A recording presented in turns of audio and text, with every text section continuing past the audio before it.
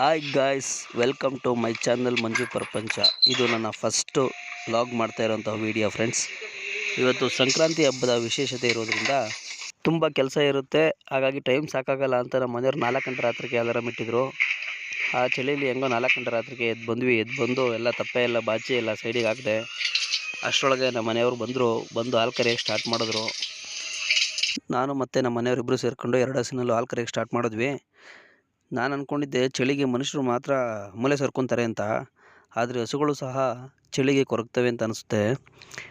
ಒಂದೊಂದು ಹಸು ನಮ್ಮದು 6 ಲೀಟ್ರ್ 7 ಲೀಟ್ರ್ ಹಾಲು ಕೊಡ್ತಿದೆ ಅಂತಿದ್ದು ಅರ್ಧಕ್ಕೆ ಅರ್ಧನೇ 3.5 4 ಲೀಟ್ರಿಗೆ ಬಂದಿದೆ. 1 ಲೀಟ್ರ್ 2 ಲೀಟ್ರ್ ಕಡಿಮೆನೇ ಆಗ್ಬಿಟ್ಟಿದೆ ಚಳಿಗೆ.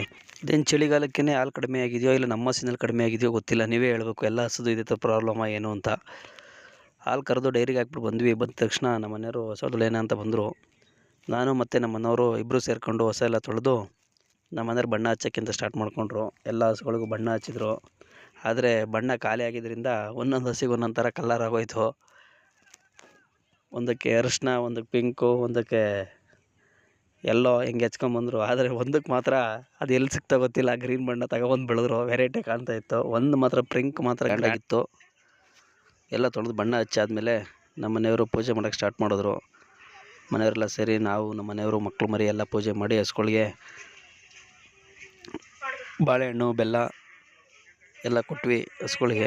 ನಮ್ಮ ಲಾಕ್ಡೌನ್ ಆದ್ರಿಂದ ಈಚೆಗೆ ನಮ್ಮ ಜೀವನದ ಪ್ರತಿ ಹಂತದಲ್ಲೂ ನಮ್ಮ ಜೊತೆ ನಿಂತ್ಕೊಂಡು ನಮ್ಮ ಕಷ್ಟ ಸುಖಕ್ಕೆ ಆದಂತಹ ಕಾಮಧೇನುಗಳಿಗೆ ನಾವು ಎಷ್ಟು ಕೃತಜ್ಞತೆ ತೋರಿಸಿದ್ರು ಸಾಲದು.